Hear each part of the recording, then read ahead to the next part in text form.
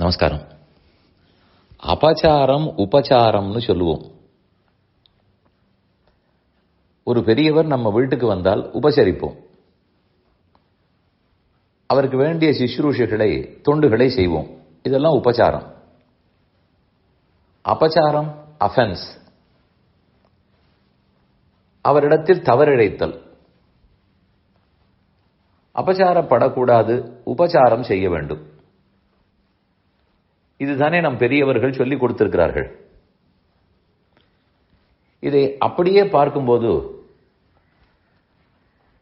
நான் யாரிடத்திலும் தெரிஞ்சு அபச்சாரப்பட்டதில்லை, யாரையும் ஏசியதில்லை, அடித்ததில்லை, இவர்கள் கெட்டு போகட்டும்னு நினைத்ததில்லை.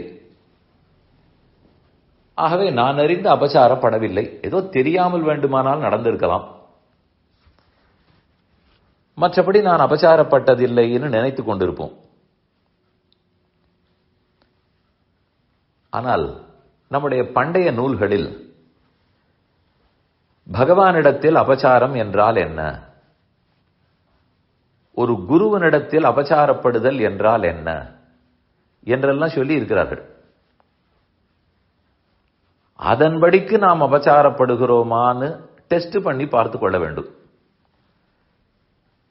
இதை கேட்டவுடன் கொஞ்சம் நடுக்கமாகவும் இருக்கலாம், பயப்பட வேண்டாம். உண்மையில் அபச்சாரப்படுதல்னா என்ன என்று சொல்ல வருகிறேன். பகவானிடத்தில் அபச்சாரம், அவர் என்ன நாம ஏசுவோமா என்ன? அது யாரோ சிலர் பண்ணி கொண்டிருக்கலாம். 99% செய்ய மாட்டார்கள். அப்ப அபச்சாரம் இல்லை தானே? அப்படி இல்லையாம். ஒரு விதத்தில் அபச்சாரப்படுகிறோம். ஒரு பெரிய மலைவாச ஸ்தலம், ஊட்டின்னு வைத்துக் கொள்ளுங்கள், கொடைக்கானல்னு வைத்துக் கொள்ளுங்கள். எத்தனையோ பேர் பங்களாக்கள் கட்டி இருக்கிறார்கள். அதில் கேர்டேக்கர்ஸ் இருக்க மாட்டோமா? நான் ஒரு இடத்தில் கேர்டேக்கராக இருந்ததாக வைத்துக் கொள்ளுங்கள். அந்த மாளிகையின் முதலாளிகள் என்ன வருடம் முழுக்க அங்க உட்கார்ந்திருப்பார்கள்? அவர்கள் எங்கோ தங்கள் வேலையை பார்த்துக் கொண்டிருப்பார்கள், நகரத்தில் இருப்பார்கள். வருடத்துக்கு ஒரு 10 நாள் வந்து தங்குவார்கள், குடும்பத்தோடு வந்து இருப்பார்கள். பாக்கி எல்லா நாட்களும் நான் தான் கேர்டேக்கர், என் குடும்பத்தோடு அங்கு இருக்கிறேன். அதை அவர்கள் ஒன்றும் தப்பாக சொல்லவில்லை.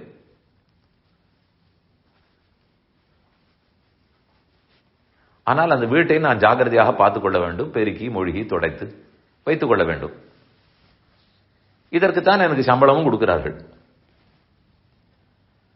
ஆனால் நான் பெருக்கவே இல்லாமல் துடைக்கவில்லாமல் இந்த வீட்டையும் வேறொருத்தருக்கு வாடகை விட்டு விட்டால் முதலாளி தான் வரப்போவதில்லையே. வாடகைக்கு விட்டு அவர் வரக்கூடிய மாதத்தில் மட்டும் இல்லாமல் பார்த்துக் கொள்ளுகிறேன். இப்படி செய்தால் அது அந்த வீட்டுக்கு உடையவருக்கு நான் செய்யும் தவறு தானே, அவருக்கு செய்யும் அபச்சாரம் தானே. அதே போல நமக்கு உடல், கை, கால், புத்தி, கண்ணு, காது, இது இத்தனையும் பகவான் கொடுக்கிறார். பிறவியே அவர் தான் கொடுக்கிறார். இதை கொண்டு கொஞ்ச நேரம் அவருக்கு பூஜிக்க வேண்டும், அவரிடத்தில் பக்தியோடு இருக்க வேண்டும். கண் அவரை பார்க்க வேண்டும், காது அவரை பற்றி கேட்க வேண்டும், கை அவரை பூஜிக்க வேண்டும், கால் அவர் கோயிலுக்கு நடக்க வேண்டும். இதற்காக கொடுத்திருக்கிறார். 1 மணி நேரம் பூஜை செய்வோமா? சரி, இன்னும் 1 மணி நேரம் கோவிலுக்கு போயிட்டு வருவோமா? பாக்கி 20 மணி நேரங்களும் எல்லா மணிகளுமே இந்த உடம்பு எனக்காகத்தான் பயன்படுத்திக் கொள்ள போகிறேன். அந்த 2-3 மணி நேரம் அவருக்காக செய்தால் போதும், 6 மணி செய்தாலும் போதும். ஆனால் அப்படி செய்யாமல் அவரையே மறந்துவிட்டு இந்த உடலை எனக்காகவும் பிறர்க்காகவுமே நான் பயன்படுத்திக் கொண்டிருந்தால்,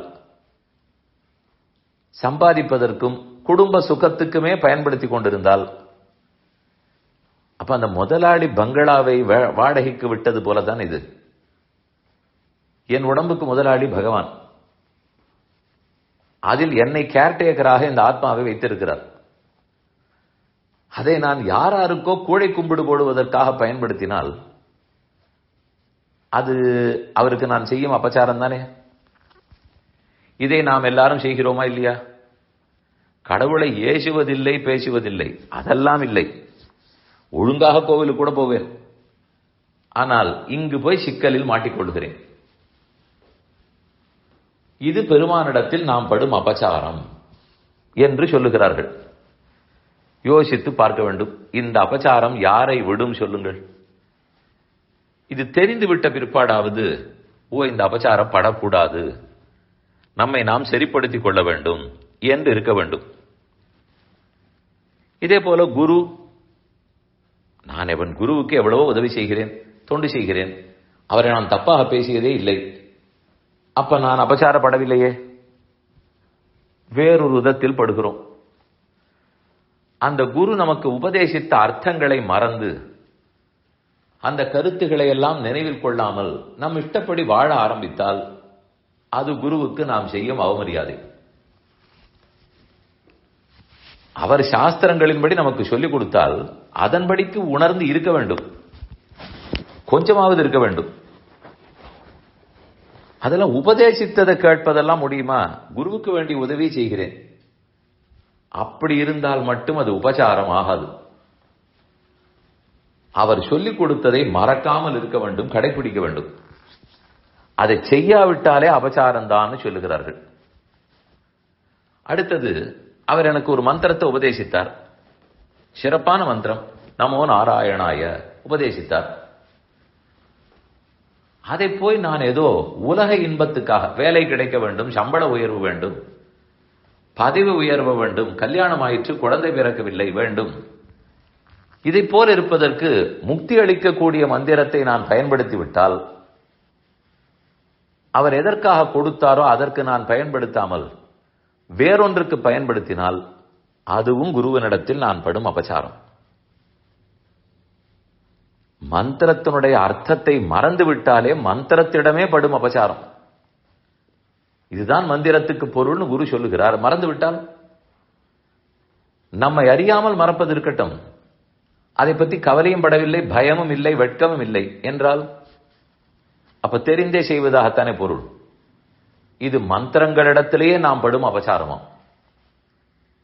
இதை போல் அபச்சாரங்கள் நாம் எளிதில் நம்மை பற்றிவிடும். யாரும் அடிப்ப போவதில்லை, ஏசப் போவதில்லை, அதெல்லாம் செய்ய மாட்டோம். இதை போல் நம்மையே இப்படியும் அபச்சாரங்கள் இருக்கின்றதா என்று நினைக்கிற அளவுக்கு வருகிறது பாருங்கள். இதை புரிந்து கொண்டு விட்டால் நாம் ஜாகிரதையாகி விடுவோம்.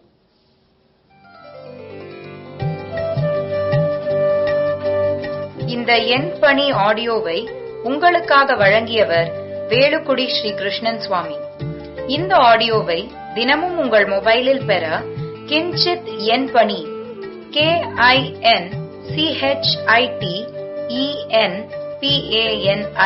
என்ற ஆப்பை கூகுள் பிளே ஸ்டோரிலோ அல்லது ஆப்பிள் ஐஸ்டோரிலோ டவுன்லோட் செய்து கொள்ளவும். தினந்தோறும் இது போன்ற உபன்யாசங்களை கேட்டு மகிழவும்.